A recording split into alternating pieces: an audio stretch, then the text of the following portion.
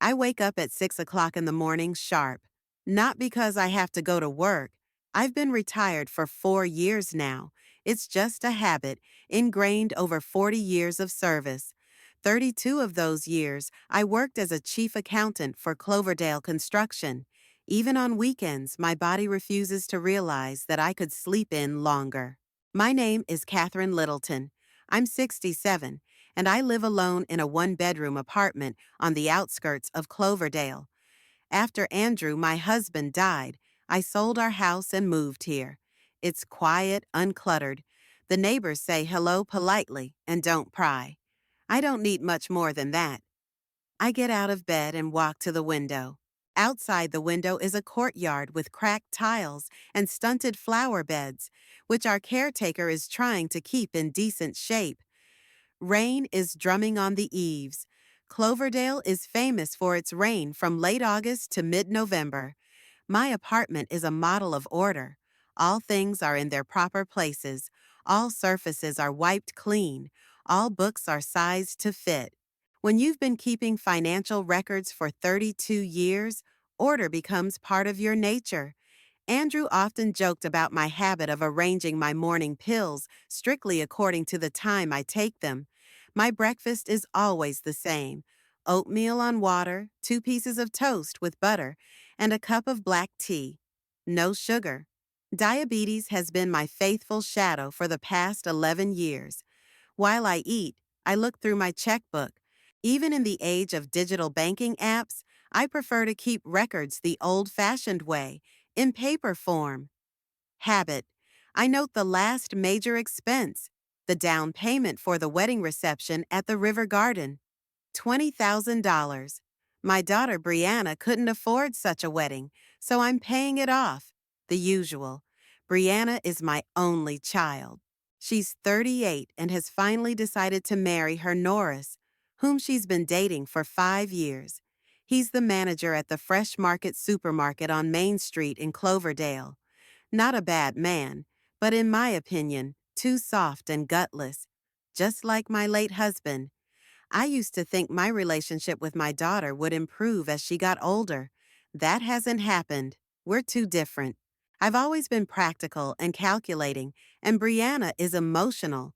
As a child, she dreamed of becoming an actress or singer, but ended up becoming a florist. She makes bouquets in a small flower store near the central square. She makes a pittance, but she says she's happy. I don't have the heart to tell her that happiness doesn't pay the electric bill. I look out the window at the drizzling rain and remember the day Andrew and I first brought Brianna home from the hospital.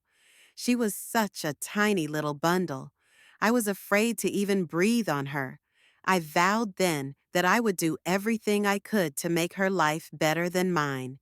My childhood was spent in constant want. My father left when I was 6. My mother worked 2 jobs to feed me and my younger brother Charles. I wore off-the-shoulder clothes and saved every penny of my pocket money. At 18, I got a job and went to night college to study accounting. Then I promised myself that my children would never know what it was to be destitute. I kept my vow. Brianna got everything she wanted: private school, college, travel, clothes. I wouldn't let her work during school. I wanted her to focus on her education, unlike me, who was torn between school and work. Maybe that was my mistake. She never learned the value of money. After finishing breakfast, I carefully wash the dishes and arrange them in the lockers. Today is Thursday, which means it's laundry day. I sort the laundry, put the first load in the washer, and start cleaning. I have everything organized by day. Monday is groceries and pharmacy. Tuesday, bill paying and the library. Wednesday, general cleaning of the bathroom and kitchen. Thursday, laundry. Friday, cleaning the living room and bedroom. Saturday, cooking for the week. Sunday, time to myself and occasional visits to Brianna.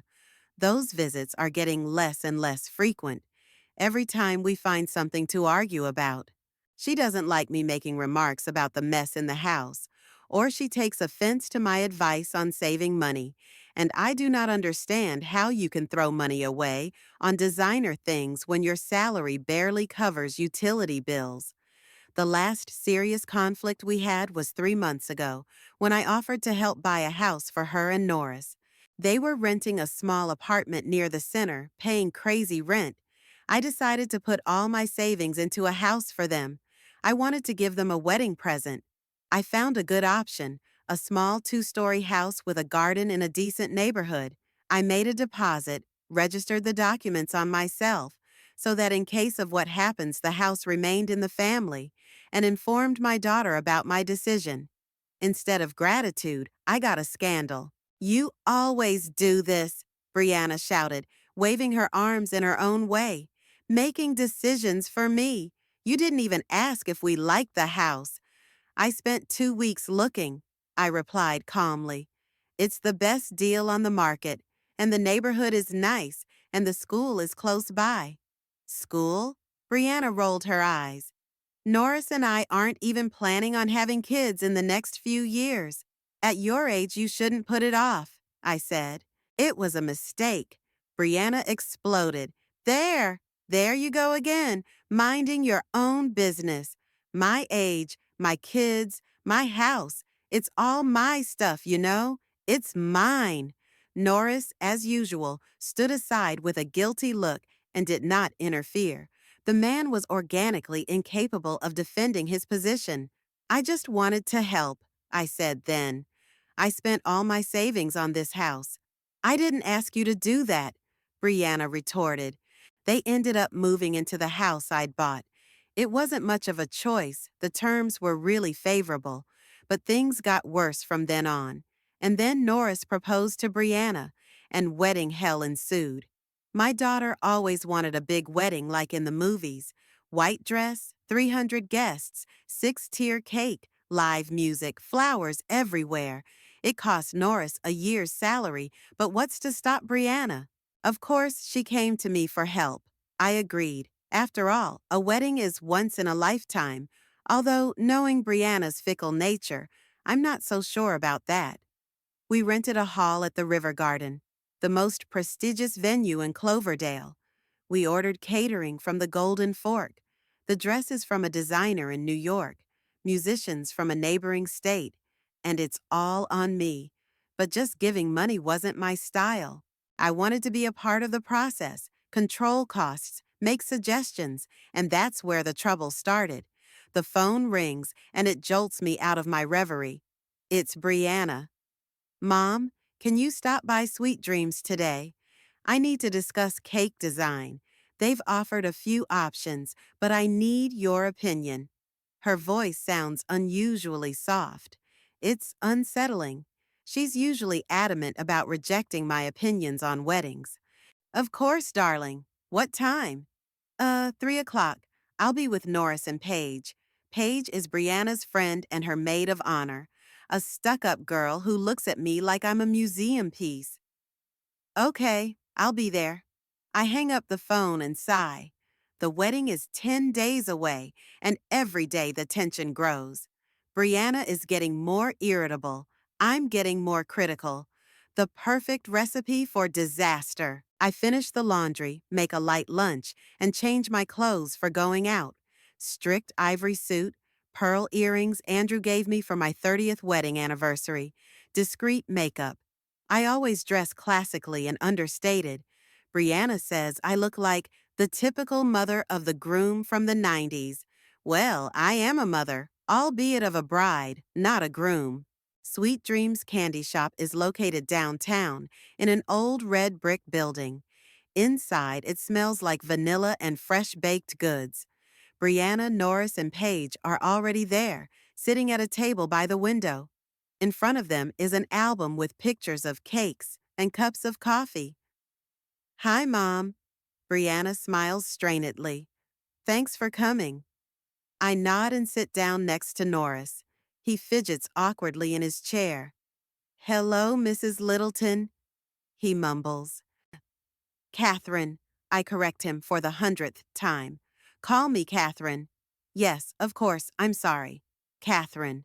Paige nods at me with a polite smile and continues flipping through the album.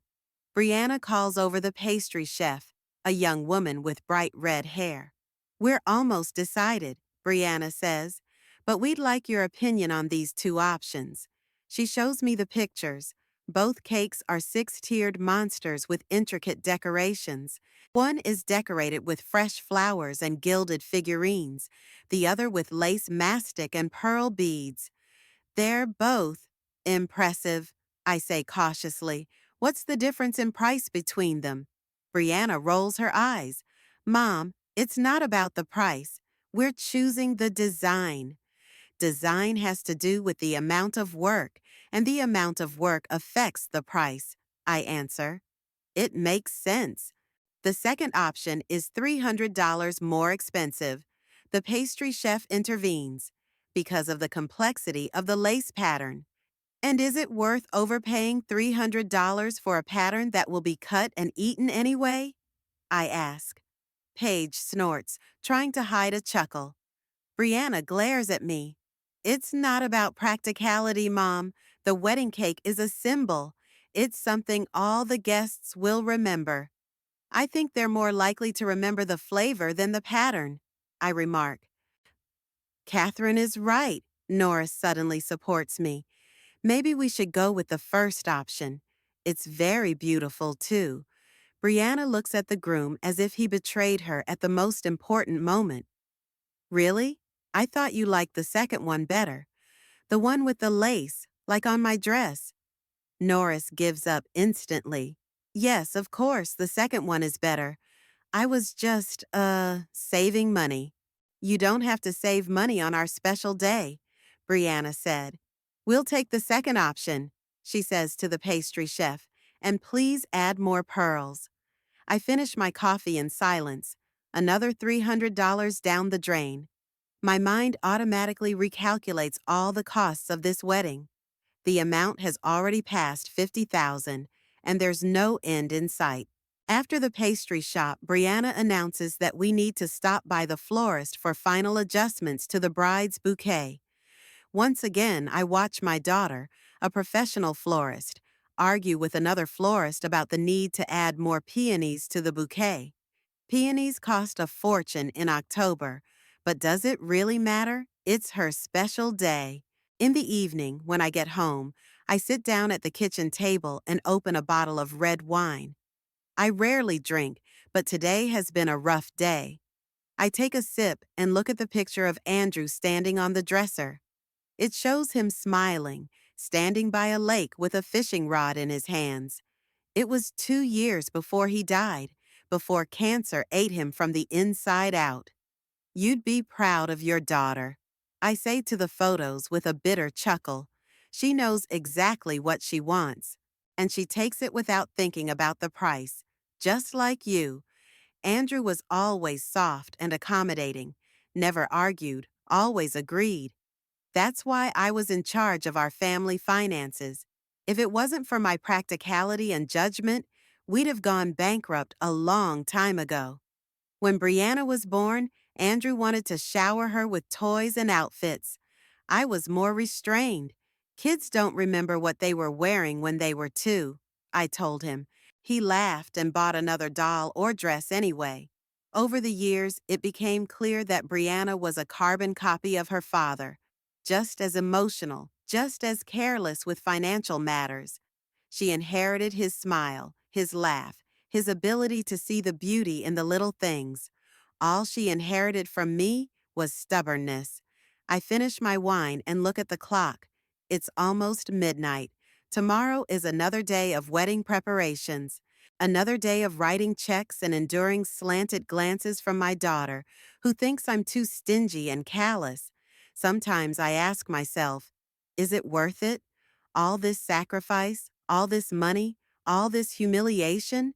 But then I remember Brianna, the little girl with the pigtails, telling me, when I grow up, I'm going to have the most beautiful wedding in the world, and you're going to sit in the place of honor, and I continue to endure. That's what mothers do, isn't it?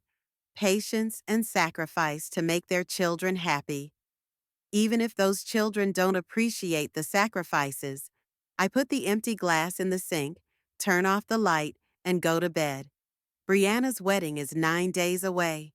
9 days of hell, and then maybe things will get better. 4 days before the wedding, heavy rains hit Cloverdale. Water dripped down the window panes, turning the world behind them into a blurry watercolor.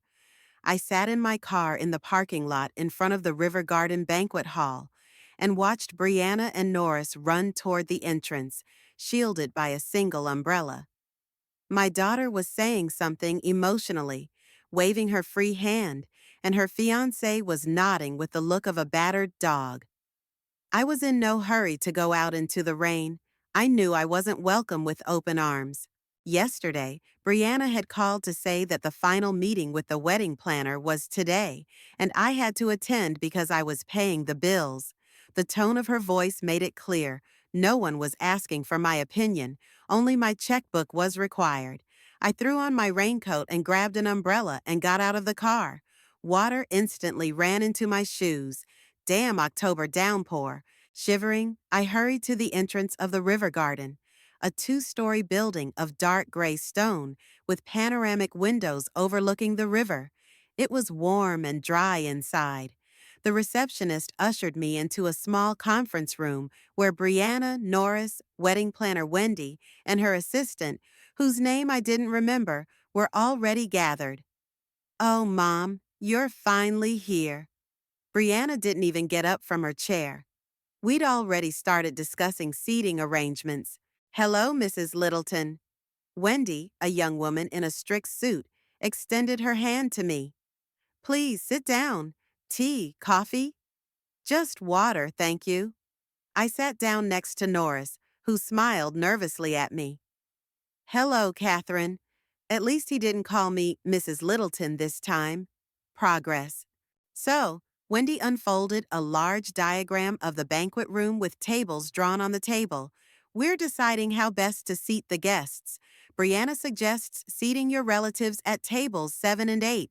They are here." She pointed to the far corner of the diagram, almost at the exit. "That's pretty far from the main table," I said, studying the layout. "Well, it'll mostly be your cousins, who I don't even remember," Brianna said. "They're just invited as a courtesy."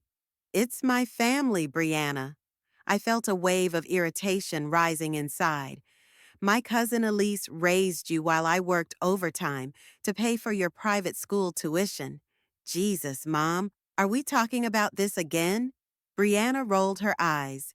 "I'm just saying that we don't see your relatives much, and they'd feel more comfortable in each other's company."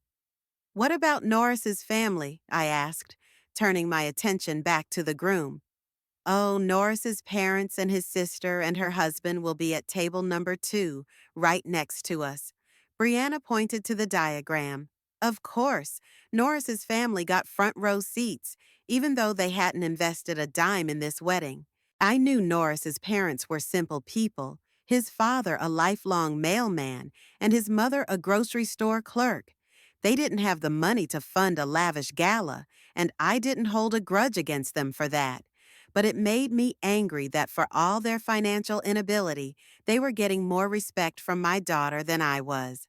"I think my family should be seated closer to the main table," I said firmly.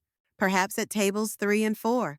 "But we've already planned to seat Brianna's friends there," Wendy's assistant interjected. "And we've already sent the seating chart to the card printer," Wendy added with an apologetic smile.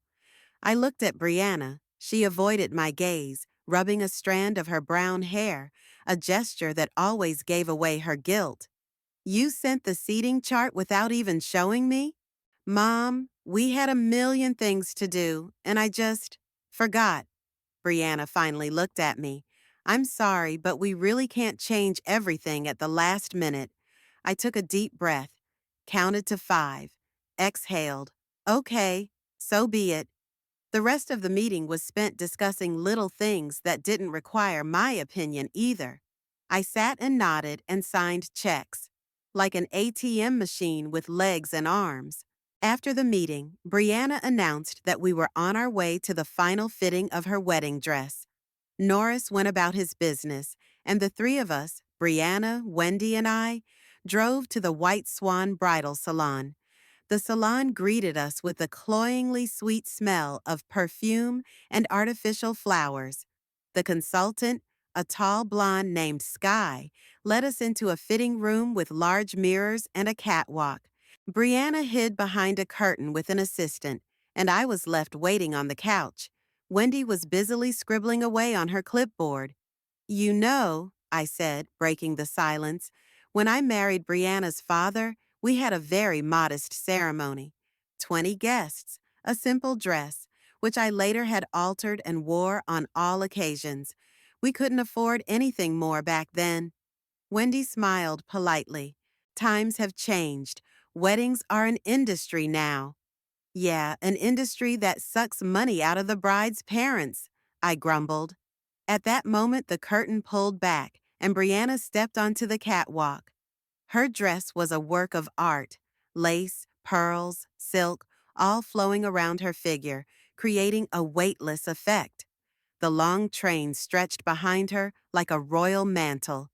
It took my breath away. My little girl, so beautiful. What do you think, Mama? Brianna spun on her axis, and the fabric shimmered in the light of the lamps. You, you look amazing. I struggled to hold back tears. You do? Brianna's face lit up with that rare, sincere smile I've seen lately. Do you really like it? Of course I do, honey. You'll be the most beautiful bride Cloverdale has ever seen. For a moment, we had that connection between us that we used to have when Brianna was a little girl, and I was her heroine, able to solve any problem. But the moment passed quickly. I've decided to change my shoes, Brianna announced, lifting the hem of her dress and revealing silver shoes with dizzyingly high heels. The ones we chose last time weren't bright enough. But we already paid for the other shoes, I reminded her. They were $700. I know, Mom. Brianna rolled her eyes. But this is my day, and I want everything to be perfect. I already ordered these, and they cost $950. I felt my blood pressure jump. $950 for shoes she will wear once in her life. Shoes that would be hidden under the long hem of a dress.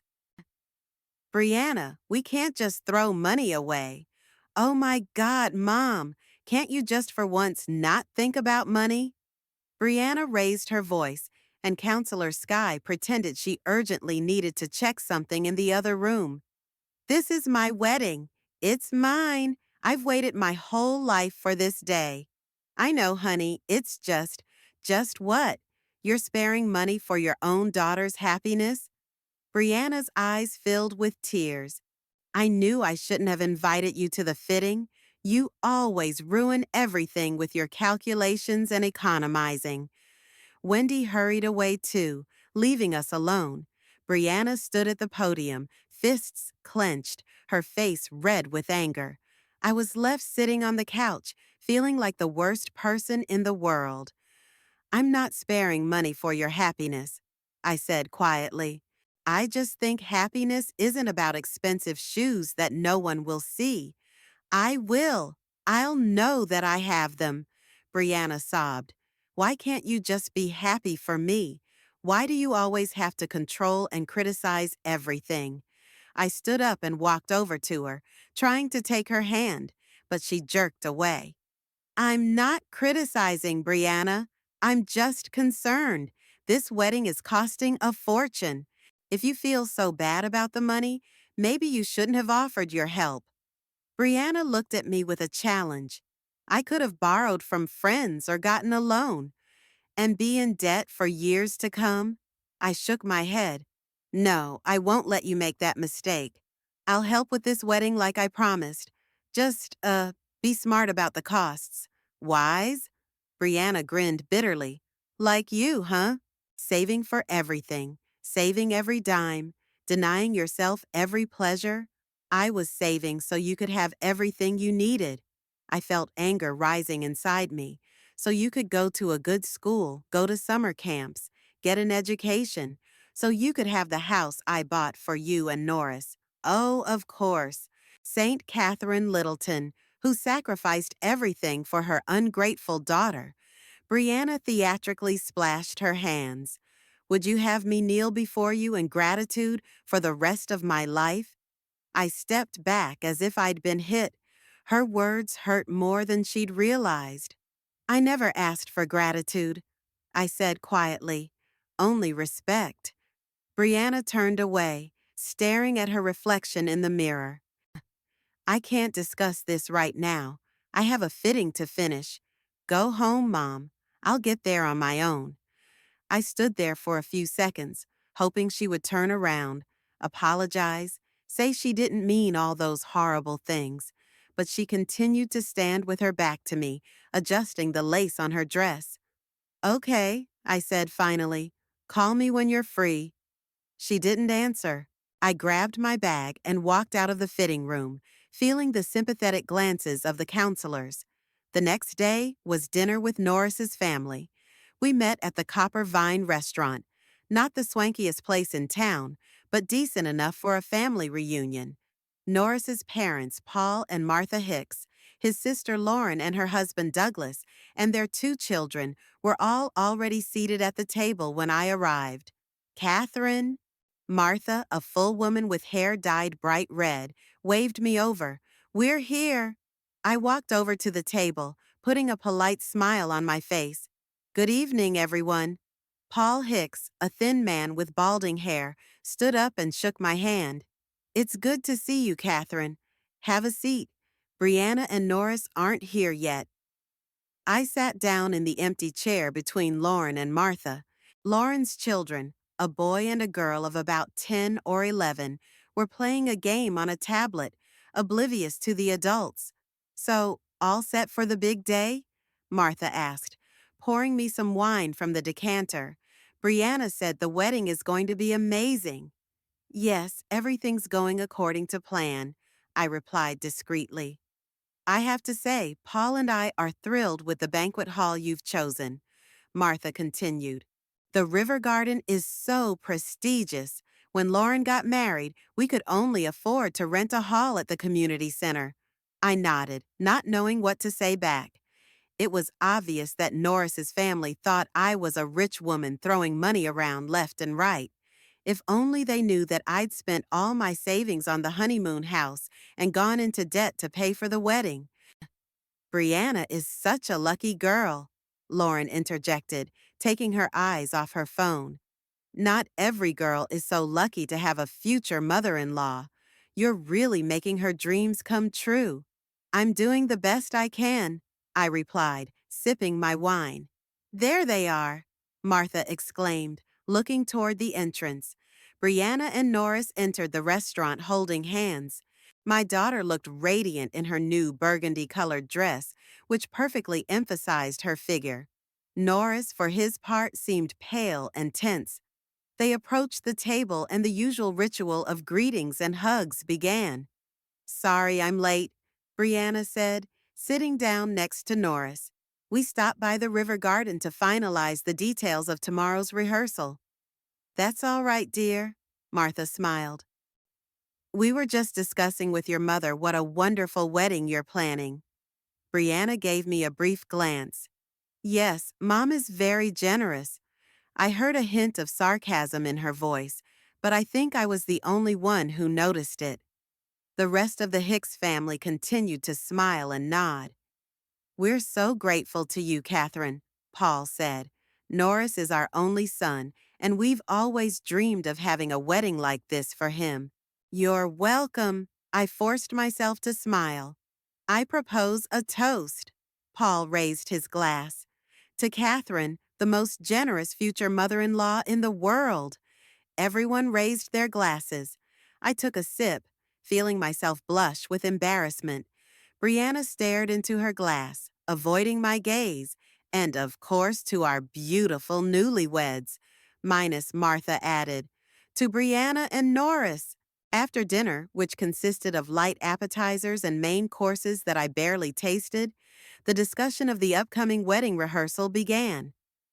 So, tomorrow night at 6 p.m. at the River Garden, Lauren confirmed, taking notes into her phone. Everyone should be there. Yes, everyone involved in the ceremony. Norris nodded. Parents, witnesses, bridesmaids, friends of the groom.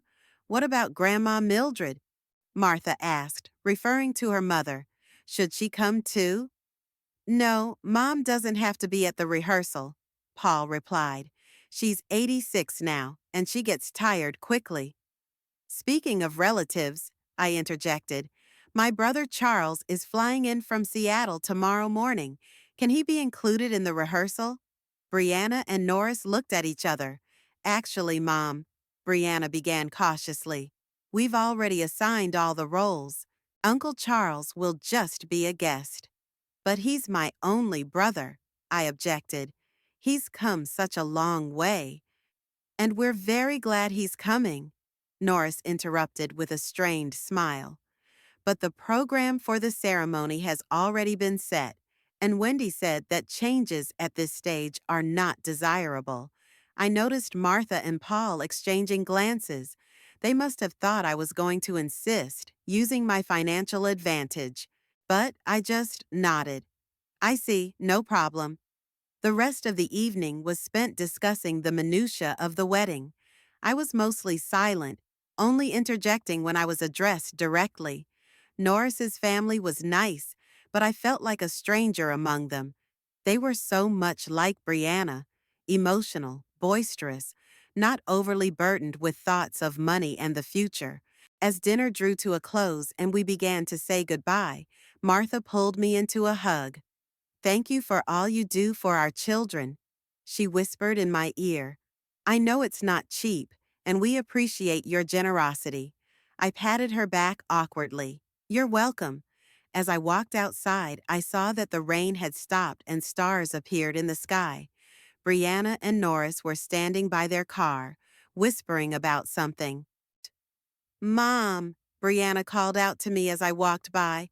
Could you stop by the florist tomorrow and make sure the floral arrangements are done? I won't have time. Of course, dear, I agreed. What time? 10 o'clock in the morning, and don't forget the rehearsal at 6. I'll remember. I paused, then added, Brianna, about yesterday at the bridal salon. Let's not talk about that right now. She cut me off. I'm tired and we have a lot to do tomorrow. I nodded, swallowing my resentment. Okay, good night. Good night, she replied without looking at me, and got into her car. I walked to my car and got behind the wheel. Through the windshield, I could see Brianna and Norris talking animatedly, probably discussing the night before. Brianna was smiling and gesturing, and Norris was nodding and laughing. They looked happy. Without me. Starting the engine, I drove out of the parking lot, feeling a strange emptiness inside. All my life I had worked, saved money, planned for my daughter's future. And now that that future had arrived, there didn't seem to be room for me in it. At home, I poured myself another glass of wine and sat on the couch looking at old photos. Brianna at 3 years old on the swings. Brianna at 7 with a lost front tooth. Brianna at 14 with teenage angst on her face. Brianna at 18 with a high school diploma. My girl who was no longer mine. Tomorrow is the wedding rehearsal. The day after tomorrow, the wedding itself. And then what? Brianna and Norris will start their lives in the house I bought for them. Will they invite me over for dinner on Sundays? Will they call to see how I'm doing? Or would I just become an inconvenient reminder of debts and obligations? I finished my wine and closed the photo album. It was time to go to bed, but I knew I wouldn't be able to sleep. There were too many thoughts running through my head. Too many unspoken words stuck in my throat. The eve of the wedding was surprisingly sunny. It was as if nature had decided to give my daughter a gift after a week of heavy rain. I stood at the window of my apartment, watching the sunlight play on the wet pavement. Tomorrow, Brianna will become Mrs. Hicks. Tomorrow, a whole chapter of my life would end. The ringing of the phone snapped me out of my reverie. Brianna's name popped up on the screen. "Good morning, dear," I said, trying to keep my voice upbeat. "Mom, could you come over to our house?" I could hear the panic in her voice. "We have a situation. What's wrong? Just come over, okay?" She dropped the call without waiting for an answer. I quickly packed up and drove to Brianna and Norris's house, the house I'd bought for them with all my savings. When I pulled up, I saw two more cars in the driveway, Norris's parents' minivan and Paige's bridesmaid sports car. It looked like a whole family council had gathered. The door was opened by Paige, a tall blonde with a perpetually disgruntled expression. "Oh, it's you," she said without much enthusiasm. "They're in the kitchen." I walked through the house, hearing loud voices coming from the kitchen. Brianna, Norris, his parents, and Wendy, the wedding planner, were sitting at the table with tense faces. "What's going on?" I asked, stopping in the doorway. Brianna looked up at me with eyes reddened with tears. "The restaurant just called. A pipe burst and the banquet hall flooded. The wedding will have to be canceled." I blinked, trying to comprehend the information. "But what about— Wendy says it's impossible to find another venue in 24 hours," Norris intervened, putting his arm around Brianna's shoulders. "All the decent halls are booked up months in advance." "I've called every place within 50 miles, Wendy confirmed, flipping through her clipboard. "Either it's booked or it's not suitable for this many guests." I sat down at the table, trying to collect my thoughts. "What about a refund? We made a huge down payment." "They promised to refund every cent," Wendy replied. "But that doesn't solve our main problem." Brianna sobbed. "I've waited my whole life for this day, and now it's ruined. Maybe we should postpone the wedding," suggested Martha, Norris's mother. Postpone it for a month or two? And lose all the reservations?" Brianna objected. "The photographer, the musicians, the florists, everything would have to be reorganized. Not to mention the guests," added Paul, Norris's father. "A lot of people are coming from far and wide. They've already bought tickets, booked hotels." I watched my daughter sobbing into her fiancé's shoulder and felt an idea begin to form in my head. "What if we had the wedding here?" I said, "in this house?" Everyone turned to me. "Here?" Brianna asked, wiping away her tears. "But how are we going to accommodate 250 guests?" "Not in the house, but in the backyard," I explained. "You have a big backyard. We can rent a tent, tables, chairs. It'll be beautiful, like a fairy tale. An outdoor wedding. But, Brianna looked around as if looking for support. "The yard isn't ready. It doesn't even have a proper lawn." "We could lay a temporary surface," I suggested, "and decorate the tent with flowers and garlands." "Actually, that could work," Wendy said thoughtfully. "I've organized a few weddings at private homes. If we start now, we could have everything ready by tomorrow." "Really?" Brianna looked at the organizer hopefully. "Yes," Wendy nodded. "I'll make some calls. I have contacts of companies that rent marquees and furniture for events." "What about the food?" Norris asked. "The restaurant had to provide everything." "We can find a catering service," replied Wendy. "The menu would have to be simplified, but the basics would remain." I saw a shy, hopeful look appear on Brianna's face. "Do you really think we can organize everything in one day?" "If we start right now and work all night, yes," Wendy said firmly. "Your mom had a great idea." Brianna looked at me, and for the first time in a long time, I saw gratitude in her eyes. "Thank you, Mom," she said quietly. I smiled, feeling my heart grow warm. "You're welcome, sweetheart. Everything's gonna be okay." The next few hours passed in feverish activity. Wendy and her team were calling suppliers, organizing furniture and equipment deliveries. Norris and his father were measuring the yard and mapping out table layouts. Martha and Paige were calling guests, letting them know about the change in venue. I took care of the financial side of things. I made advance payments, negotiated terms with new contractors, and tried to get discounts for urgency. By noon, we already had a clear plan of action and cost estimates. The wedding was to take place, although not quite in the form originally planned. By 3 o'clock in the afternoon, equipment was being brought into the courtyard. A huge white tent spread out in the backyard of the house, with workers setting up tables and chairs and laying temporary walkways. Florists had brought in flowers and were busy decorating. I was standing in the kitchen, watching the transformation through the window, when Brianna came up to me. Wendy said everything is going according to plan, she reported, pouring herself a glass of water. The tent will be ready by tonight, and they'll bring dishes and food in the morning. That's good, I nodded. How are you feeling? Nervous, she admitted, but not as panicked as I was this morning. Thanks for helping me organize everything. I'm glad I could help, I replied, feeling a new understanding between us. Brianna was silent for a moment, then asked, "Why do you always do this? Like what? Saving the day. Solve problems. You take it all on yourself." I shrugged.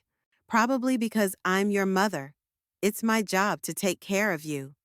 But sometimes it seems like you don't do it out of love, but out of, I don't know, a sense of duty? Or is it to control the situation?" Her words hit me with a sudden pain. "Is that what you really think? That I'm not helping you out of love?" Brianna looked away. "Sometimes, especially when you start talking about money and how much you've done for me." I never. "No, you do," she interrupted me. "Maybe not directly, but I always feel it. Your disapproval, your criticism, your, disappointment in me." I stared at her, stunned.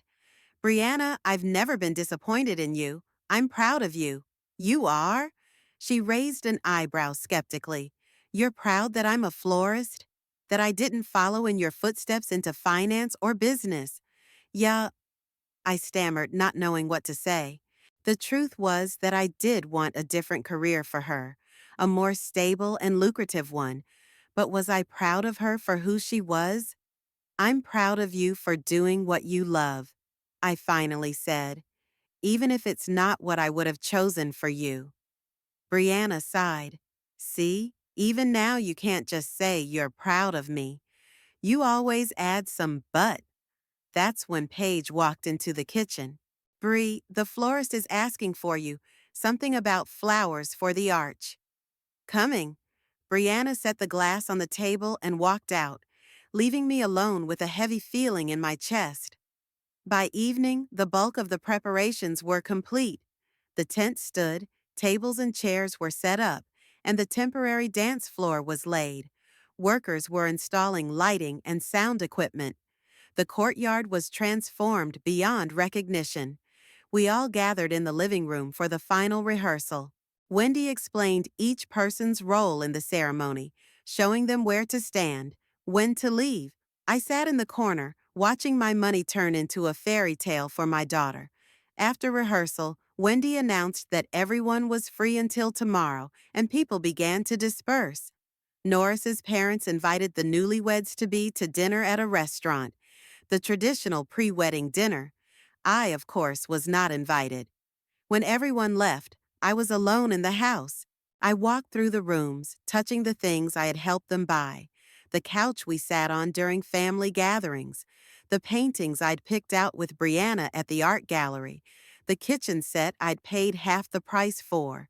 My gaze fell on a framed photograph on the mantelpiece. Brianna and Norris against the ocean, smiling, happy. Next to it should have been our family photo, me, Brianna, and Andrew. But there wasn't.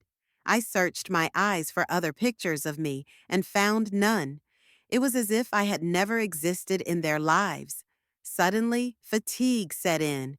I sat down on the couch and closed my eyes. How much more do I have to give to get a little gratitude? How much more sacrifice do I have to make to earn a place in my own daughter's life? I heard the front door slam, heavy footsteps down the hall. Brianna came back alone, without Norris. She walked into the living room and froze when she saw me. Mom, are you still here? Yes, I opened my eyes. I thought I'd get some rest before I went home. Brianna looked worried. Did something happen? No, just tired. It had been a busy day.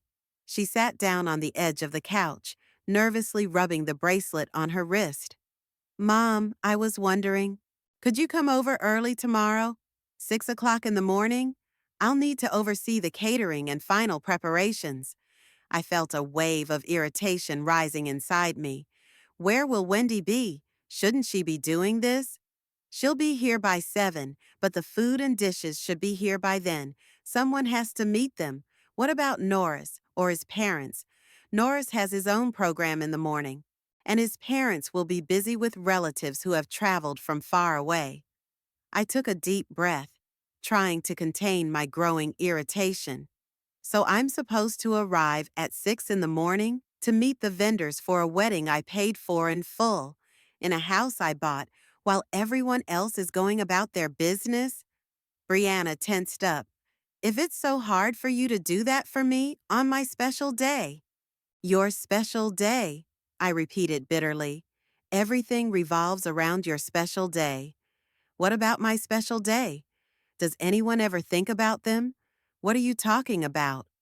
The fact that I've been giving you everything I have for 38 years, and I've never gotten anything in return. Not even a simple, thank you. Brianna stood up, her face contorted with anger. You're at it again. You're always badgering me for helping you. If it's so hard for you, maybe you shouldn't have done anything for me. I did it out of love for you, I said, getting up from the couch. But love has to be reciprocated, Brianna. You can't just take and give nothing in return. What do you want from me? For me to get down on my knees and kiss your hands? You bought me a house. You paid for my wedding. That's great. But that doesn't give you the right to control every aspect of my life. I don't control you. I just want you to appreciate what I do for you. I do, she screamed. But I'm sick of feeling indebted to you. I'm sick of listening to your comments about how I spend my money, how I run my household, how I live my life. I'm just giving you advice, I objected. I'm trying to keep you from making mistakes. I'm 38 years old. I'm entitled to make my own mistakes. Brianna shook her hands. God, why can't you just be a mother instead of a control freak? I am a mother, the most caring and loving mother there could ever be. Brianna laughed, but there was no mirth in her laughter. Loving? You? You don't even know what love is. To you, love is control and money, and caring is always teaching and criticizing. Her words hit me like a slap in the face. How can you say that? After all I've done for you? Here. She pointed her finger at me triumphantly. Here it is. After all I've done for you. You don't do anything unselfishly, Mom. You always expect gratitude, recognition, admiration. You use your help as a weapon to manipulate me. That's not true, I whispered, tears coming to my throat. It is. Brianna stepped closer, her eyes glistening with anger. Do you know what I want most for my wedding? You know what would be the best gift for me? I was silent, unable to utter a single word. You want to give me a gift? Get out of my life. You're the worst mother ever. The silence that followed her words was deafening. We stood across from each other, breathing heavily, separated by a chasm that nothing seemed to bridge. Do you really think so? I finally asked, my voice sounding foreign and distant. Yes, Brianna answered, not looking away. I think so. I nodded, feeling strangely calm. It was as if something inside me had finally broken, and the pain had been replaced by numbness. Okay, I said, heading for the exit. I understand. I won't bother you anymore.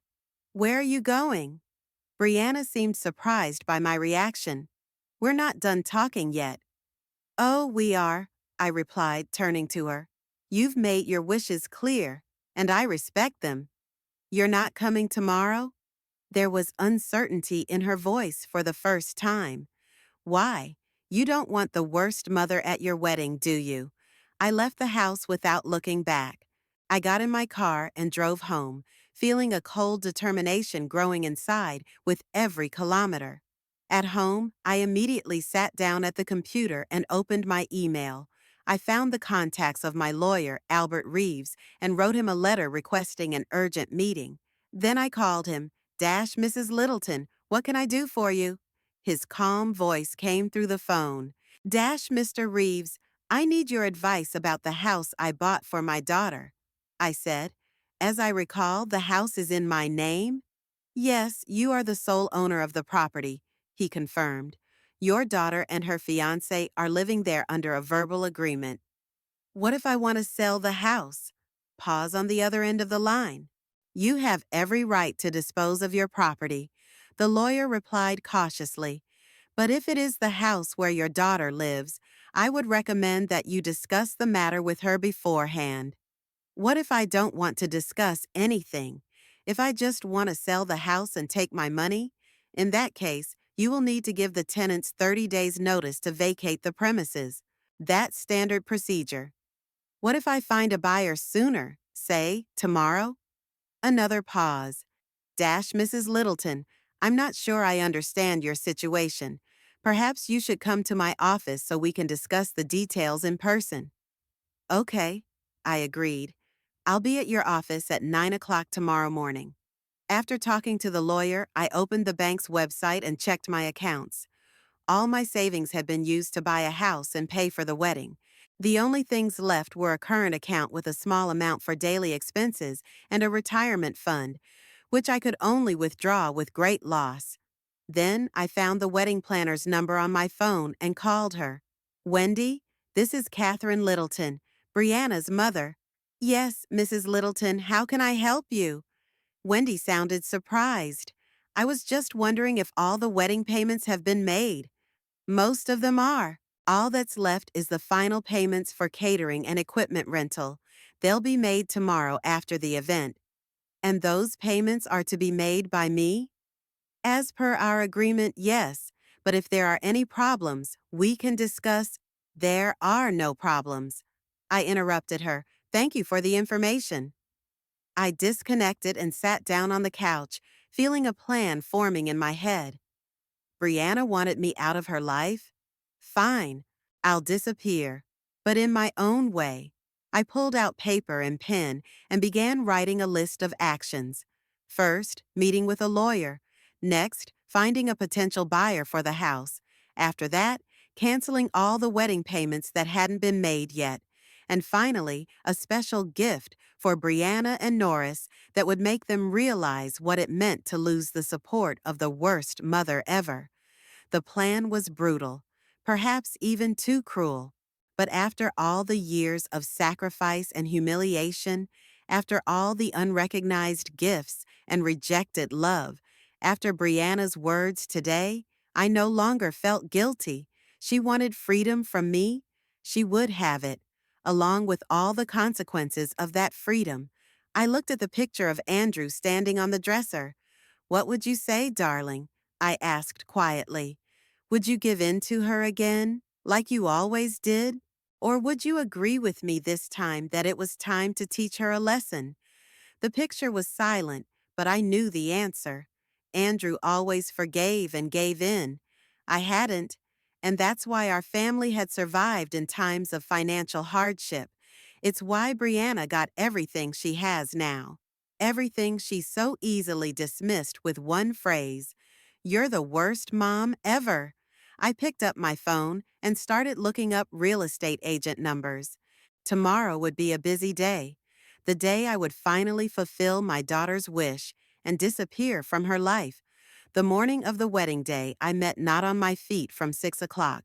helping to organize the celebration as Brianna had planned, but in the office of my attorney, Albert Reeves. He listened attentively without interrupting me, only occasionally adjusting his glasses on the bridge of his nose as I outlined my plan. Now, Mrs. Littleton, if I understand correctly, you want to sell the house where your daughter and her fiancé now live immediately, he concluded when I had finished, and to do it today, on their wedding day. Exactly, I nodded. Is that legally possible? Albert interlocked his fingertips, the way he always did when he was thinking about a complicated issue. Legally, the house is all yours. You have the right to sell it at any time. However, there are certain rules about evicting tenants, even if they don't have a formal lease. They're not tenants, they're guests, I objected. I never charged them rent. It was a gift from me. In that case, the situation is simplified. The lawyer nodded. But there's still an ethical issue. Mr. Reeves, I interrupted him. I understand your concerns. But believe me, I have good reasons for this decision. My daughter has made it clear that she does not want me in her life. I am only fulfilling her wish and taking what is mine. Albert sighed. Good. In that case, we need to find a buyer willing to make a deal on an emergency basis. That won't be easy. I already have a potential buyer, I said, pulling a business card out of my bag. Before I came to you, I met with a representative from Cloverdale Investments. They're in the business of buying up properties for resale. I showed them pictures of the house and told them I was willing to sell it at a substantial discount if the deal was finalized immediately. Albert took the business card and studied it carefully. I know this company. They do deal in quick transactions, but they usually offer a below-market price. That's fine with me, I replied. I bought the house for $320,000.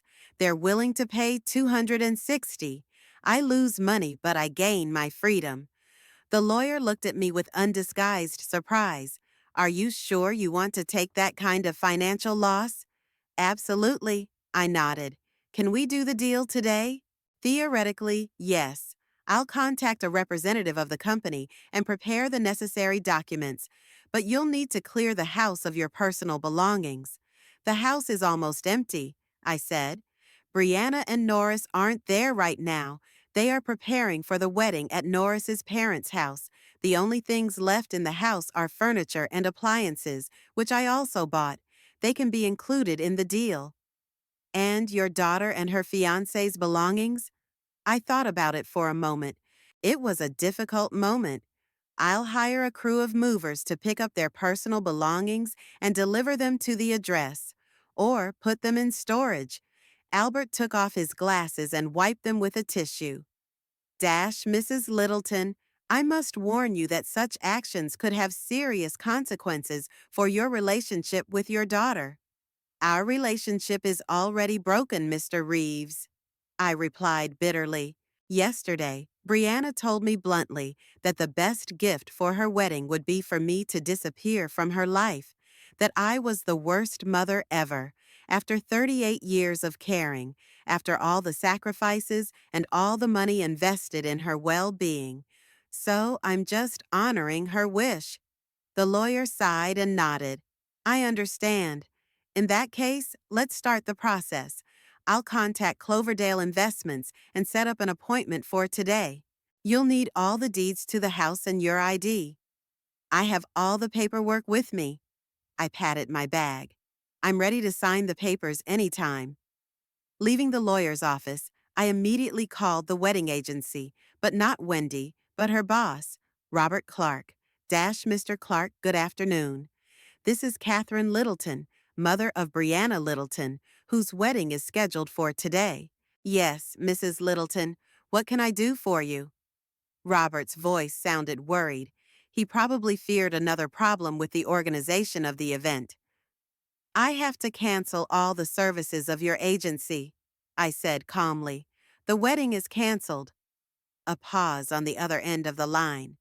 Canceled? But why? Wendy informed me that everything was going according to plan, despite the change of venue. There's been a change of plans, I replied. I will no longer be paying for the event. As for the prepayments you've already made, you can consider it a refund for the inconvenience. Mrs. Littleton. Robert's voice became more formal. We have a contract. If you cancel on the day of the event, we will be forced to bill you for the full cost of the services. I know the terms of the contract, Mr. Clark, and I'm willing to pay a penalty. But there will be no event today. You do realize that would cause a huge problem? The guests are on their way. The contractors are working. It's not my concern anymore, I said. I'm withdrawing my services and accepting all the financial consequences of this decision. After talking to the agency, I methodically called all the other contractors: catering service, furniture and equipment rental company, florists, photographer, musicians. I told everyone the same thing. The event is canceled. I am ready to pay a penalty. Some tried to argue, others just accepted the information with professional calm. By 10 o'clock in the morning, everything was canceled. Then I called the moving company and hired a crew of movers to remove Brianna and Norris' personal belongings from the house. They were to pack everything up and take it to a temporary storage warehouse, the address of which I would leave in an envelope in the house. The next step was to call the bank. I canceled all scheduled payments related to the wedding and transferred the balance to a new account opened in my name at another bank. When the financial matters were done, I returned home and sat down at the computer. I needed to prepare a gift for Brianna and Norris, the one I would leave in the empty house. I opened up a word processor and started writing. First, a dry business-like letter explaining that the house was sold, the wedding was canceled, and their personal belongings were in storage. Then a more personal message expressing her feelings and reasons for her action. Dear Brianna, I wrote, you asked me to get out of your life, called me the worst mother. I have decided to fulfill your wish. The house I bought for you no longer belongs to me. The wedding I paid for has been canceled. You are now free from my influence and control, free to make your life as you see fit. Without my help, without my money, without my advice. I'm not doing this out of revenge. I just finally realized that you didn't need my love and care, that all my sacrifices were for nothing, that I really was a bad mother, not because I controlled you, but because I didn't teach you to appreciate what you have. Goodbye, Brianna. I will disappear from your life, just like you wanted. But remember, every decision has consequences, and now you have to live with the consequences of your decision. I reread the letter several times. It was harsh, even cruel. Part of me, the part of me that was still a mother, wanted to soften the tone, to add words of love and forgiveness.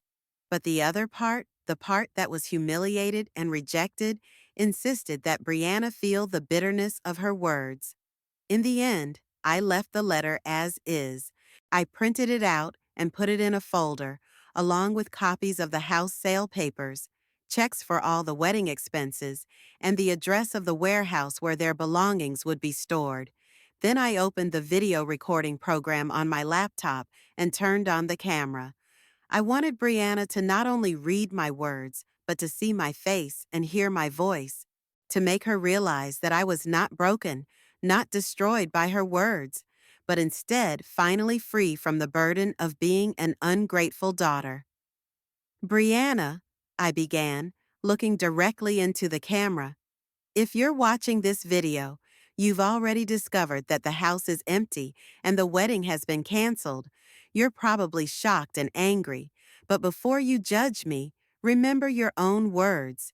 You want to give me a gift? Get out of my life. You're the worst mother ever. I have decided to honor your wish, completely and unconditionally. I spoke calmly, without tears or tremors in my voice.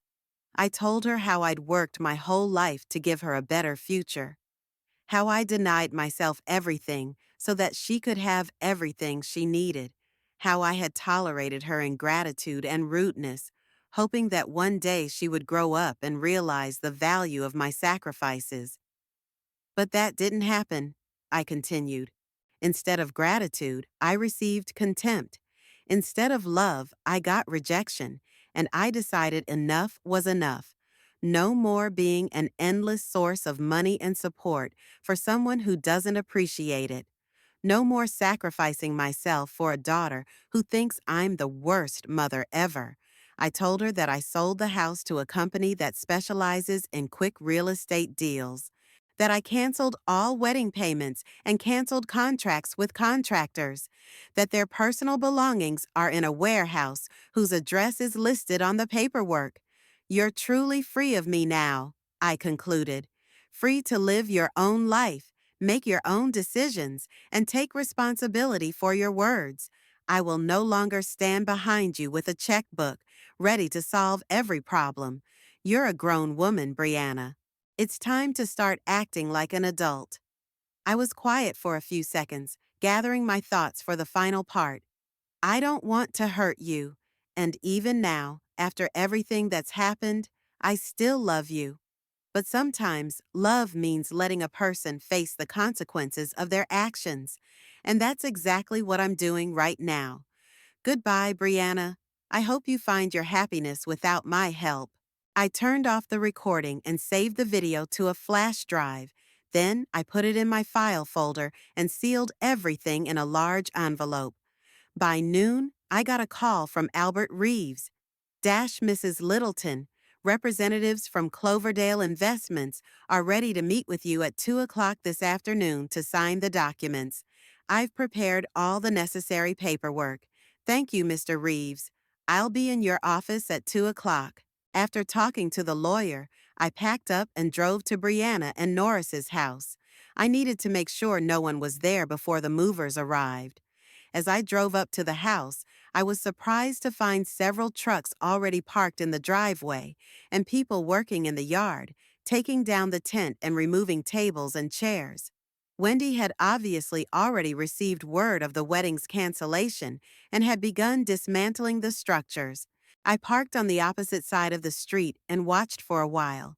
Wendy was standing in the middle of the yard with a phone in her hand, giving orders to the workers. She looked worried and annoyed. I didn't see Brianna or Norris or their parents. They probably didn't know about my decision yet. I waited until Wendy walked back to her car before I got out of my car and headed toward the house. I still had the key. After all, it was my house. It was quiet and empty inside. I walked through the rooms, feeling a strange mix of emotions: regret, anger, determination, and even some kind of perverse satisfaction. It was a beautiful house. I had chosen it with love, imagining how happy my daughter would be here, how she would raise her children, my grandchildren.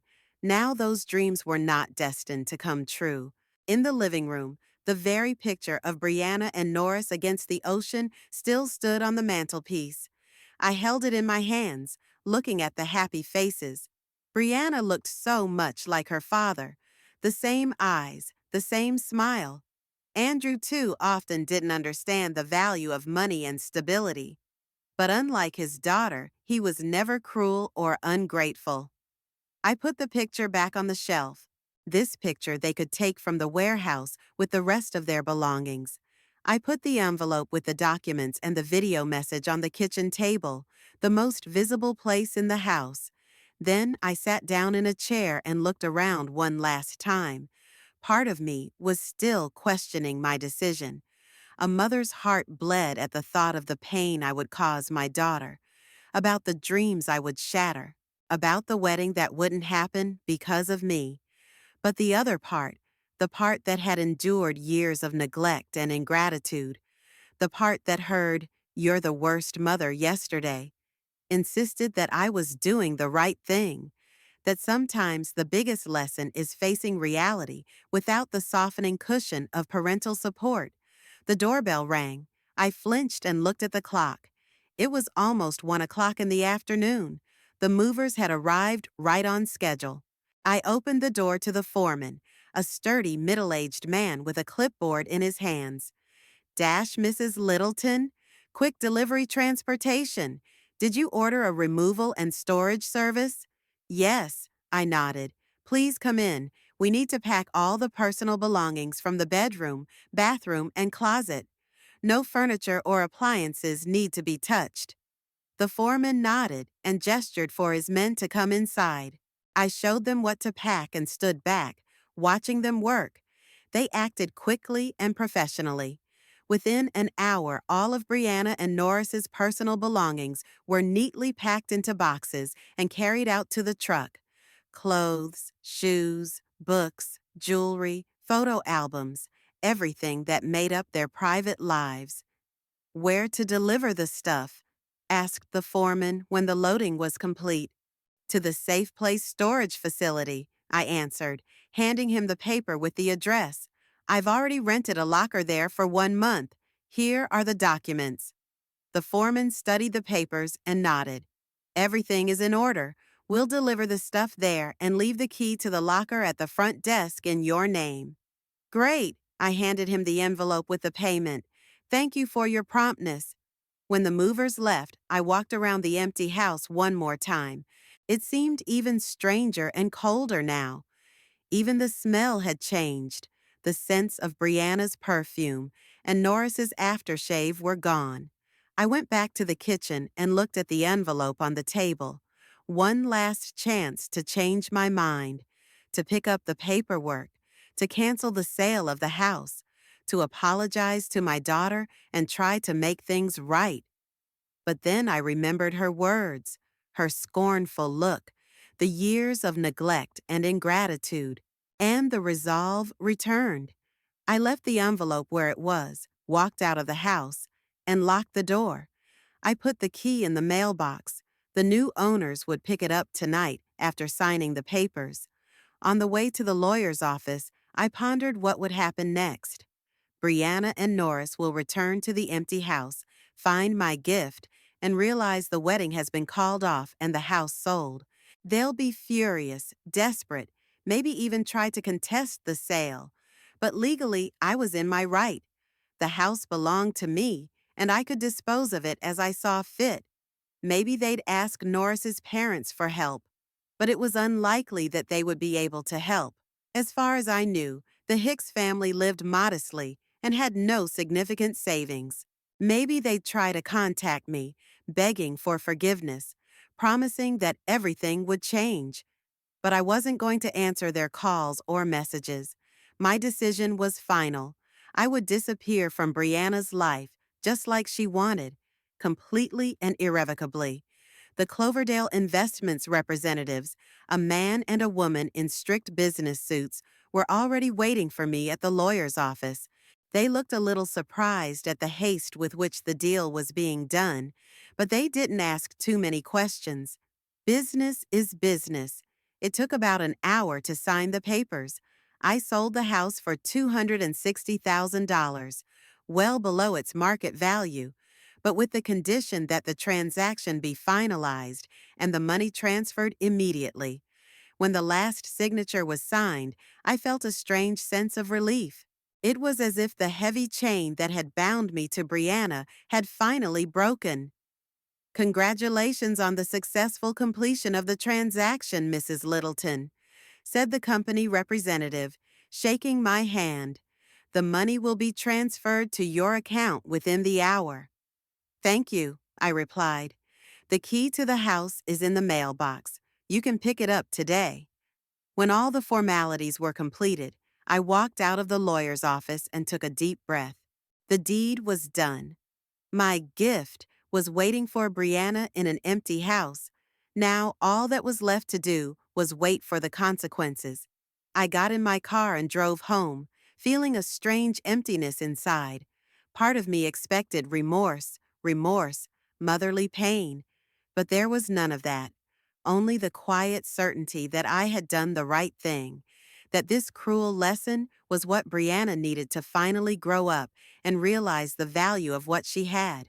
I knew that what I had done would destroy our relationship forever, that Brianna would never forgive me, that I would probably never see my grandchildren if there ever were any. But maybe it was for the best. Maybe Brianna and I were never meant to be close. Maybe our personalities are too different, our values too opposite. At home, I poured myself a glass of wine and sat by the window, watching the sun go down. Tomorrow would start a new chapter of my life, a life without Brianna, without commitment, without the constant feelings of guilt and inadequacy, a life where I would only care about myself. And if a part of me still doubted, still ached at the thought of my daughter's pain, I silenced that part, reminded myself of Brianna's words. You want to give me a gift? Get out of my life. You're the worst mother ever. Well, I gave her that gift. And more than that, I gave her a lesson she'll never forget. I woke up before my alarm clock.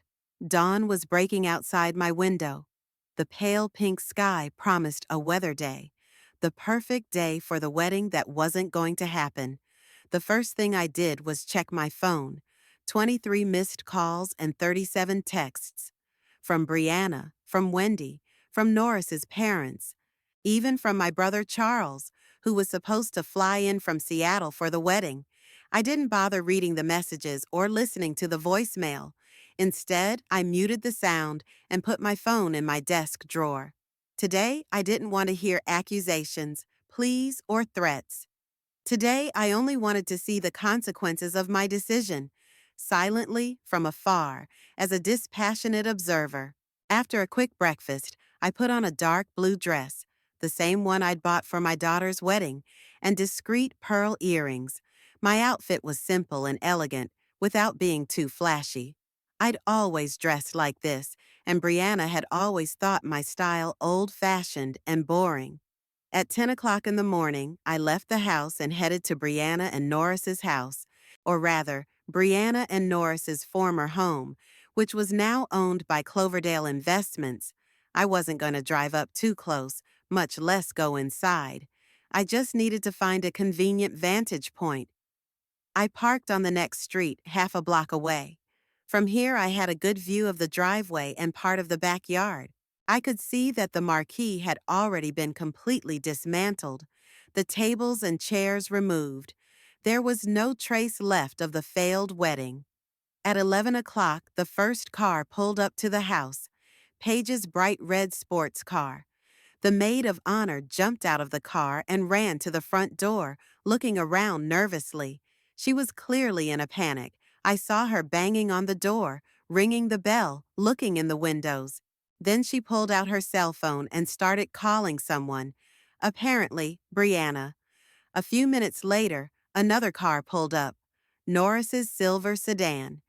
Brianna and Norris got out of it. My daughter was wearing a simple summer dress, not a wedding gown, which surprised me a little.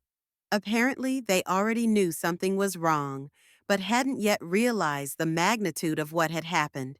Paige rushed over to Brianna, excitedly telling her something and waving her arms around. Brianna looked confused and scared. Norris stood next to her with his hand on her shoulder, a look of concern on his face. They tried to open the door with their keys, but the locks had already been changed. I had warned the new owners to do it immediately. Norris went around the house, checking all the entrances, but of course he couldn't get in. I saw Brianna yelling something, gesturing and pointing at the house, her face contorted with anger and bewilderment. She pulled out her cell phone and started dialing a number, probably mine. Of course, I didn't answer. At 12:30, another car pulled up, the minivan of Norris's parents. Paul and Martha Hicks got out of it, both dressed festively, as befitted the groom's parents. Paul was in a suit, Martha in a bright pink dress, too fancy for a woman of her size. They approached the group outside the house, and a lively conversation began. I couldn't hear what they were saying, but I could tell from their gestures and facial expressions that they were having a heated discussion about the situation. Brianna was pointing at her phone, probably explaining that she couldn't reach me. Norris spread his hands as if to say he had no idea what was going on. Paul Hicks looked confused, and Martha clasped her hands to her chest in a dramatic gesture that seemed too theatrical for me. At that moment, another car pulled up in front of the house, a company car with the Cloverdale Investments logo on it. Two men in business suits got out of it, representatives of the company that had bought the house. They approached the group at the entrance, and I could only imagine what kind of conversation was going on there. The men presented documents showing the change of ownership. Brianna, judging by her reaction, couldn't believe her eyes. She snatched the papers out of one of the men's hands and began frantically looking through them. Norris stood nearby, peering over her shoulder, his face a look of utter bewilderment. One of the company representatives opened the front door with his key and gestured for Brianna and Norris to enter. He probably wanted to show them my gift, the folder of documents, and the video message I'd left on the kitchen table. They entered the house, and for a while I lost sight of them. The company representative stayed outside, talking to Norris's parents. Paige paced nervously back and forth in the driveway, constantly checking her phone. About 15 minutes later, the door of the house swung open and Brianna came flying out. Her face was contorted with rage and pain, her eyes red with tears. She shouted something, waving the file folder I'd left behind. Norris followed, his face pale and shocked, as if he couldn't believe what was happening. Brianna ran up to Norris's parents and started saying something to them, pointing her finger at the documents. Martha Hicks put her arm around her, trying to calm her down, but Brianna pushed her away and continued her angry tirade. I watched the scene with a strange, detached calm, like I was watching a movie about strangers, not my own daughter, whose life I had just turned upside down. Part of me expected to feel satisfaction at the sight of her suffering, but instead I felt only emptiness and fatigue. At that moment, cars with guests started pulling up to the house. The first to arrive were the bridesmaids, three young women in matching pale blue dresses, bouquets in hand. They were followed by Norris's friends, a noisy group of young men in suits. Then other guests began to arrive, families with children, elderly couples, Brianna and Norris's co-workers. They all looked puzzled at the lack of wedding decorations, and the group of people with grim faces gathered at the entrance.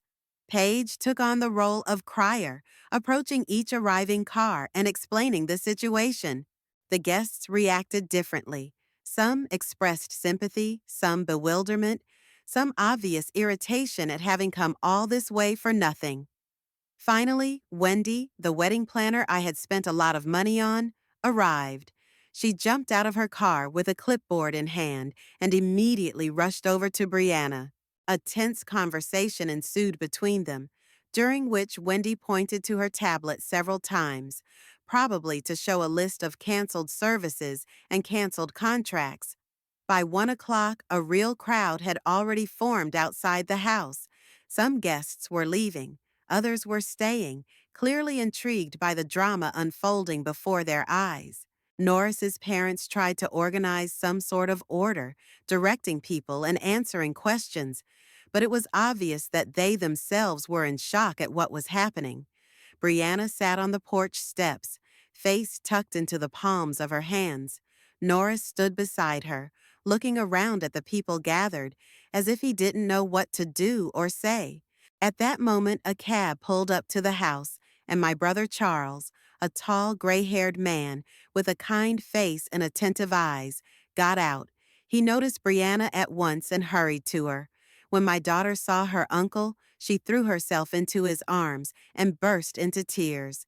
I watched Charles put his arms around her, stroking her head, saying something quietly. Then he pulled out his cell phone and apparently tried to call me. To no avail, of course. After talking to Charles, it was as if Brianna had made some kind of decision. She straightened up, wiped away her tears, and began to address the assembled guests. I couldn't hear what she was saying, but I could tell from people's reactions that she was explaining the situation and probably apologizing for canceling the wedding. The guests began to disperse, with many approaching Brianna and Norris and hugging them, expressing support. Representatives from Cloverdale Investments left the grounds as well, Getting into their car and driving away, I decided it was time for me to leave as well. Starting the engine, I slowly pulled away from my observation point, but instead of heading straight home, I went to a small cafe on the outskirts of town where no one knew me. I needed time to reflect on what I had seen and decide what to do next. At the cafe, I ordered a cup of tea and sat at the window, watching the cars go by. My thoughts revolved around the look on Brianna's face as she ran out of the house with a folder of documents in her hands. Pain, rage, disbelief, all these emotions were reflected on her face within seconds. She looked as if the ground had gone out from under her feet, and it was exactly the reaction I'd expected, the reaction I'd hoped for. But then, why didn't I feel satisfied? Why was there only emptiness and a strange longing inside? Not for Brianna. No, I'd already severed that connection. Rather, a longing for something we never had and never would have. A real, warm mother-daughter relationship. My thoughts were interrupted by the ringing of the phone. I pulled it out of my bag and saw my brother's name on the screen. Charles, the only person I could have answered today. But I didn't. Not now. Not when the wound was still too fresh. I disconnected the phone and tucked it back into my bag. Finishing my tea, I paid and walked out of the cafe. The day was in full swing. The sun was high in the cloudless sky. A perfect day for a wedding that didn't happen. I got in my car and drove back to Brianna's house, driven by a strange impulse to see what was happening now. When I pulled up to my former vantage point, there were only a few cars left outside the house. Norris's car, his parents' minivan, and the cab Charles had come in. I watched Brianna, Norris, Norris's parents, and Charles carry the remaining personal belongings out of the house and load them into their cars. Apparently, the company representatives had given them permission to pick up what the movers hadn't had time to remove. Brianna moved like a robot, mechanically executing actions, her face impassive, like a frozen mask. Norris fussed around her, trying to help, but she didn't seem to notice his efforts. Norris's parents were also helping with things, their faces expressing a mixture of sympathy and confusion. Charles led the way, pointing out what to put away and where to put it. My brother had always been an organizer, a man who took charge in a crisis. Now he was clearly trying to support Brianna by taking charge of practical matters. When all the stuff was loaded, Brianna stopped in front of the house, looking at it for a long moment. Then she said something to Norris, and he put his arm around her shoulders. They stood like that for a few seconds, as if saying goodbye to the dreams that were associated with that house. Then they got into Norris's car and drove away. Norris's parents followed them in their minivan. Charles was left alone. He walked around the house as if checking to see if they had forgotten anything, then got into the cab that had been waiting for him all this time. Before he slammed the door shut, he suddenly turned and looked straight in my direction, as if he knew I was watching them. Our gazes met across the distance, and I felt something shudder inside. Then he got into a cab and it drove off. I was left alone, staring at the empty house that yesterday had been the center of preparations for a lavish wedding, but today had become a symbol of shattered relationships and dashed hopes. When I got home, the first thing I did was check my email. Among the dozens of emails from family and friends, probably trying to figure out what had happened, was one from Albert Reeves, my attorney. He was informing me that the money for the house had been transferred to my account and all the formalities had been taken care of. The deal was done, and there was no turning back. I opened the bottle of wine and poured myself a glass. Taking a sip, I went to the window and watched the setting sun. The day was coming to an end, and with it, a whole chapter of my life. I wondered where Brianna was now. What is she feeling? What is she thinking? My letter and video message were harsh, even cruel. I wasn't trying to soften the blow or explain my actions from a position of maternal love. I wanted her to feel the pain of my words as much as I had felt the pain of her words the day before. You want to give me a gift? Get out of my life. You're the worst mother ever. Those words still rang in my ears, poisoning my soul with their injustice. But now that my revenge was accomplished, I felt no joy or relief. Only emptiness and a vague sense that I had crossed a line beyond which there was no return. The doorbell rang, interrupting my musings. I tensed, not expecting visitors. Was it really Brianna or Charles? I walked to the door and looked through the peephole. Charles stood on the threshold, his face a look of fatigue and worry. I hesitated, not knowing if I should open the door. But he was my brother, the only person I had left after today's events. I opened the door. "Cat," he said quietly, using my childhood nickname that no one had used in a long time. "Can I come in?" I stepped aside silently, letting him into the apartment. He walked into the living room and sat down on the couch without taking off his coat.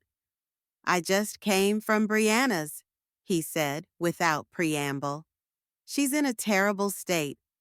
"I know," I replied, sitting down across from him. "I saw her outside the house. You were there?" He raised his eyebrows in surprise. "And you didn't go over?" I watched from a distance. I wanted to see her reaction. Charles shook his head.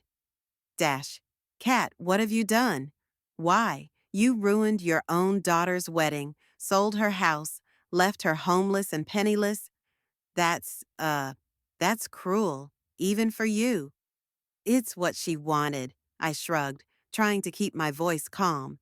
Said the best wedding present would be for me to disappear from her life. That I was the worst mother ever. All I did was fulfill her wish. "Literally?" Charles looked at me in disbelief. "You know that's not what she meant. People say a lot of stupid things when they're angry." "That's exactly what she meant," I countered. It wasn't just words thrown out in the heat of an argument.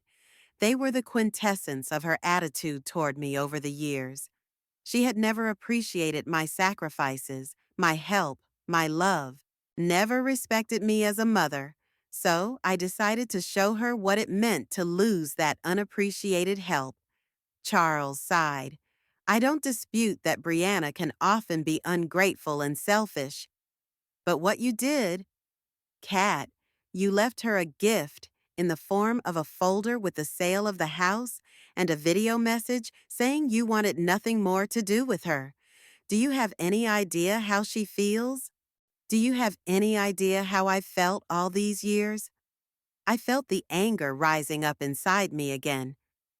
Giving her everything I had and getting only demands for more in return? Charles looked at me for a long moment, then said, "You know what your problem is with Brianna? You're both too stubborn and principled to take a step toward each other. You think love is measured by money and practical help. She thinks love is about acceptance and freedom, and neither of you wants to understand the other's point of view." I didn't respond. My brother's words had hit something deep inside me, but I wasn't ready to admit he was right. "What would happen to Brianna and Norris now?" I finally asked. "They're staying with his parents," Charles answered. "Temporarily, of course. They'll have to find a new place to live, work to pay the rent, starting from scratch." "It will be a good experience," I said. "They'll finally understand the value of money and responsibility for their decisions." Charles shook his head. "Did you really think it would teach them a lesson? Or did you just want to hurt Brianna the way she hurt you?"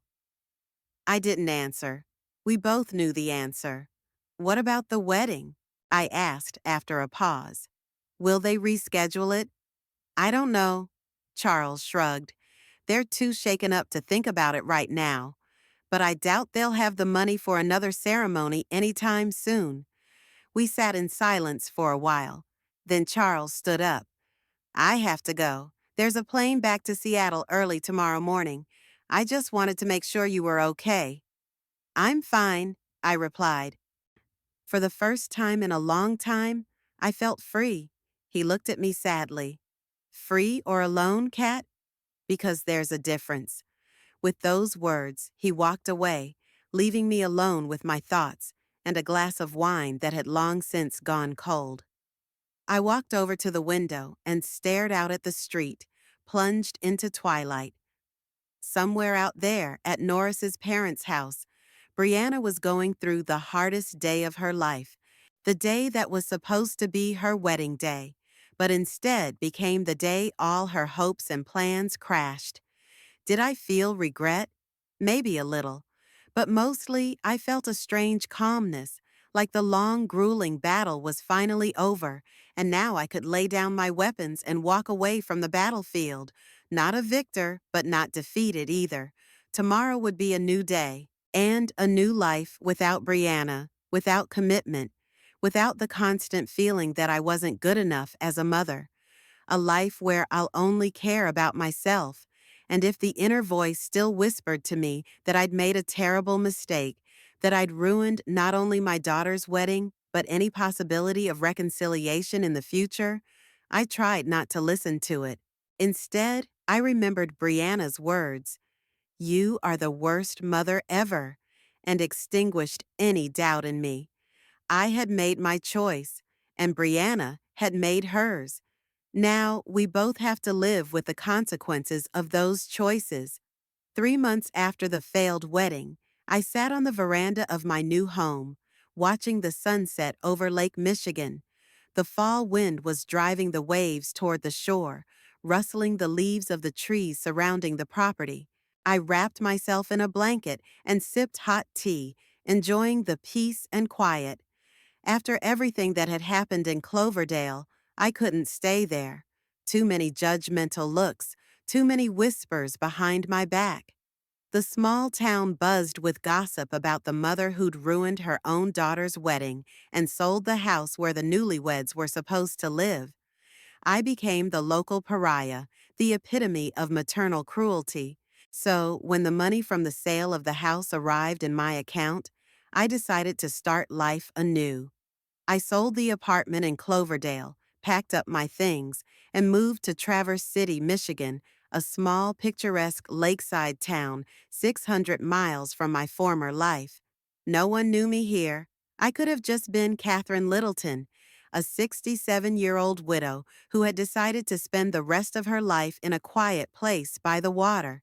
Not the worst mother, not the woman who ruined her daughter's wedding, but just Catherine. The house I bought was smaller and more modest than the one I'd purchased for Brianna and Norris, but I liked it much better. It was single-story with a spacious veranda overlooking the lake and a small but well-maintained garden, the perfect place for a quiet retirement. I got a job at the local library, part-time, 3 times a week. Not for the money.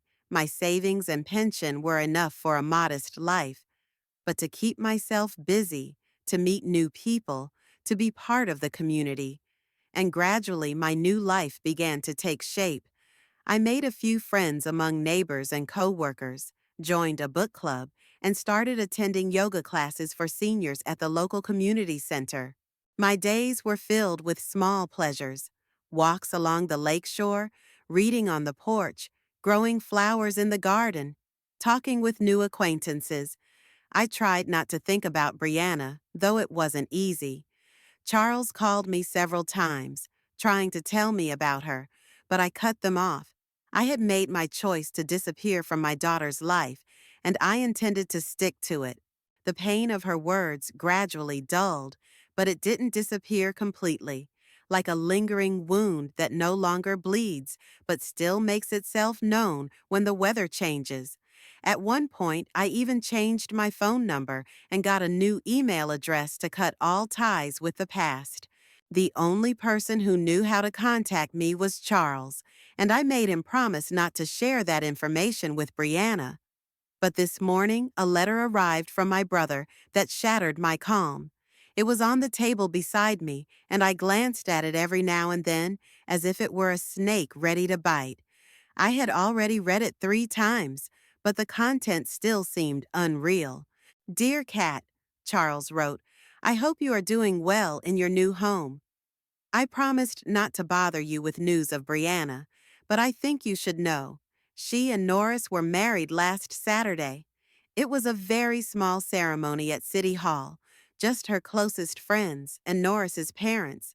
I was invited too, though I was hesitant to go. In the end, I went. She's my niece, after all. They've changed a lot over the months, Kat, especially Brianna. She's got a second job, teaching floristry at the local college in the evenings. Norris got a promotion at the supermarket. He's now deputy manager. They rent a small apartment in an upscale neighborhood in Cloverdale, saving money on everything. But they look, I don't know, different, more serious, more mature. Brianna was asking about you. I told her you'd moved, but I didn't tell her where, like I promised. She nodded and didn't ask any more questions. She seemed to accept your decision to disappear from her life. I don't know what else to say, Kat. I don't approve of what you did, but I'm beginning to understand why you did it.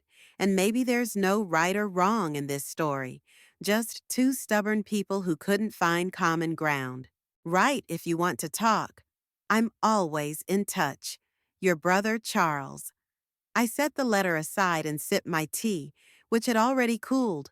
The news of Brianna's wedding brought me neither joy, anger, nor regret. Only a strange sense of finality, as if the last piece of the mosaic had fallen into place. She had moved on with her life, and so had I. I wonder what that humble ceremony at City Hall was like. Surely not like the lavish wedding she'd dreamed of. No 300 guests, no six-tiered cake, no live music. Just a formal bonding in the presence of a few loved ones. I wondered if Brianna remembered me that day. Did she regret for a moment that her mother wasn't around for such an important moment? Or was she too busy with her new, independent life to think about the past? Charles wrote that they had changed, especially Brianna, that she had become more serious, more mature. Perhaps my cruel lesson had done her good after all. Perhaps, faced with the reality of life without a mother's support, she finally began to appreciate what she had before. But it didn't matter anymore. Our paths had parted for good, and I wasn't going back in time. Too much bitterness, too many resentments, too many unspoken grievances had accumulated over the years. Some bridges can't be rebuilt once they've been burned. The phone rang, interrupting my musings. I flinched and looked at the screen. It was Elaine, my new book club buddy. Catherine? Her energetic voice came through the phone. Did you remember that our meeting is today? We're discussing Middlemarch. Of course I haven't forgotten, I replied, though it had actually slipped my mind. I'll be there in half an hour. I disconnected, folded Charles's letter, and put it in my desk drawer. I needed to change and drive to the library for a book club meeting. Life went on, and in this new life there was no room for the ghosts of the past. On the way to the library, I pondered the strange twists and turns of fate. Until 6 months ago, I had been living in Cloverdale, preparing for my daughter's lavish wedding, enduring her neglect and ingratitude. I was an ATM with legs and arms, as I once bitterly joked to myself, a source of money and support, but not respect and love. And now I was in a new city, with new friends, with new interests. No one here knew me as Brianna's mother. No one judged me for the decisions I made. To the people in Traverse City, I was just Catherine, a pleasant older woman who worked at the library and loved flowers and books. The library was already packed with book club members, 6 women of varying ages, from Sarah, a local college student, to Martha, the octogenarian widow of the city's former mayor. They all greeted me warmly, and we began discussing George Eliot's Middlemarch. The main idea of the novel, in my opinion, Elaine said, adjusting her glasses on her nose, is the conflict between personal desires and societal expectations. Dorothea wants more out of life than just being a wife and mother, but society limits her options. And it's also a novel about the consequences of our choices, I added, unexpectedly to myself. about how the decisions we make shape the rest of our lives, often in ways we didn't expect. The women nodded, and the discussion continued, jumping from one topic to another. I participated in the conversation, voicing my opinion, listening to the others, but part of my mind was still occupied with Charles's letter and the news of Brianna's wedding. After the meeting, Elaine suggested we go to the cafe across from the library, and I agreed. We sat at a table by the window, ordered tea and cakes. "You seem a little pensive today, Catherine," Elaine said, stirring the sugar in her cup. "Is something wrong?" I hesitated, not knowing whether to share personal details with someone I'd only known for a couple of months. But then I decided that maybe talking to someone neutral, someone who didn't know the whole story, would help me understand my own feelings better. "I got a letter from my brother," I said. "He told me that my daughter had gotten married." "Oh," Elaine smiled. "Congratulations! You must be very happy for her." "Not really," I shook my head. "We have a complicated relationship. No relationship at all. We haven't spoken in months." Elaine stopped smiling and looked at me carefully. "Do you want to talk about it?" I sighed. It's a long and not very pleasant story. To make a long story short, my daughter and I never got along. I worked hard to provide her with a good life, but she didn't appreciate it, always wanting more, never grateful. And in the end, we didn't part in the best way. Elaine nodded understandingly. "You know, I have a similar situation with my son. He lives in California, and we see each other every few years. When we do call, the conversation is always strained. Sometimes I think we're just too different to be close." Exactly. I felt oddly relieved that someone understood my feelings without judgment. "Brianna and I are from different planets. I'm practical, calculating, used to planning everything. She's emotional, impulsive, lives for the day. I've always tried to teach her responsibility, the value of money and stability. But she only saw it as control and criticism. It happens a lot between parents and children," Elaine said. "We want the best for them, but our best doesn't always match their idea of happiness." Yes, I agreed. But in our case, things had gone too far. On the eve of her wedding, which I paid for in full, we had a fight, and she said that the best wedding present would be for me to disappear from her life, that I was the worst mother ever. Elaine frowned. "That's cruel." "Yes," I sipped my tea, and I did what she asked. Disappeared from her life, sold the house I'd bought for them, canceled the wedding I'd paid for, and left town. Started a new life here in Traverse City. Elaine was silent for a while, pondering my words. "Do you regret it?" she finally asked. I wondered, do I regret it? Was my action too cruel, too disproportionate to the offense? Was it worth ruining my daughter's life over a few hurtful words spoken in anger? "No," I answered honestly. "I have no regrets. What happened between us was just the culmination of years of tension, the final straw that overflowed the cup. I was tired of being used but not respected, tired of giving and getting nothing in return. And at some point, I realized that the only way to keep my self-respect was to end this toxic relationship.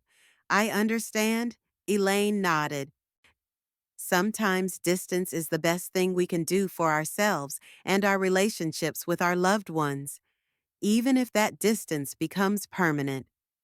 "Exactly," I smiled weakly. And now that my brother had written that they'd gotten married, albeit very modestly, and that Brianna had changed, gotten more serious, I don't know, I don't feel any joy or regret. Just, acceptance, I guess. Acceptance that our paths have diverged, and it's the right thing to do. "Have you ever thought of contacting her?" Elaine asked. "Maybe now that time has passed and you've both changed." I shook my head. "No. Too much water has passed. Too many words have been said.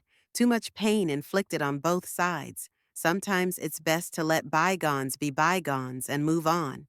Elaine nodded understandingly, and we turned the conversation to other topics. The evening continued in pleasant conversation about books, movies, gardening, the usual things that occupy the lives of women our age. Back home, I sat on the veranda again, looking out at the lake, now moonlit. The conversation with Elaine had made me reanalyze my feelings about Brianna and my decision to disappear from her life. I didn't feel hatred for my daughter. I didn't even feel the anger that had once overwhelmed me. Just a quiet sadness that we could never truly understand each other, and a quiet acceptance that it was probably best for both of us. Maybe what I'd done had really made Brianna grow up, taught her to appreciate what she had and not take things for granted. Maybe without my constant support, she finally started taking responsibility for her life. She got a second job, started saving money, learned to live within her means. And I was freed from the burden of being an ungrateful daughter, from the constant feeling that I wasn't good enough as a mother, that I should give more, do more, sacrifice more. I finally started living for myself, and it turned out to be good, peaceful, right. We both moved on in our separate ways, and maybe that was the best outcome for both of us. I pulled out my phone and opened my messages, typed a short reply to Charles. Thanks for the information. I'm glad things are working out for Brianna. I'm doing well, too. Don't worry about me. Cat apostrophe. After sending the message, I put my phone away and leaned back in my chair, looking up at the stars. Life went on. My new life, without Brianna, but with new friends, new interests, new joys. And if sometimes, on quiet evenings like this one, I still thought about my daughter, wondered how she lived, what she dreamed, how she felt, I didn't let those thoughts linger for long. The past stayed in the past, and the present was here in Traverse City, in my little lake house, in my new peaceful life. I didn't regret my decision, didn't regret what had happened. I didn't dream of reconciliation or forgiveness. I simply accepted reality as it is. Sometimes relationships can't be fixed. Sometimes the only way out is a breakup. And in that breakup, oddly enough, both parties can find their freedom and their way to a better life. I found mine, and judging by Charles's letter, Brianna had found hers too. I could only hope that she had learned the lesson I had taught her with my gift, that she had learned to appreciate what she had and not throw around words that could cause irreparable pain, that she's a better person than she was. And I'm a better person too. Calmer, freer, happier, if that word is even applicable to a woman of my age and experience. I got up from my chair, took one last look at the lake shimmering in the moonlight, and went into the house. Tomorrow would be a new day, another day of my new life, without Brianna, without regrets, without the past. The life I'd chosen for myself when I decided not to be the worst mother, but simply Catherine Littleton, a woman who'd finally found peace and self-respect.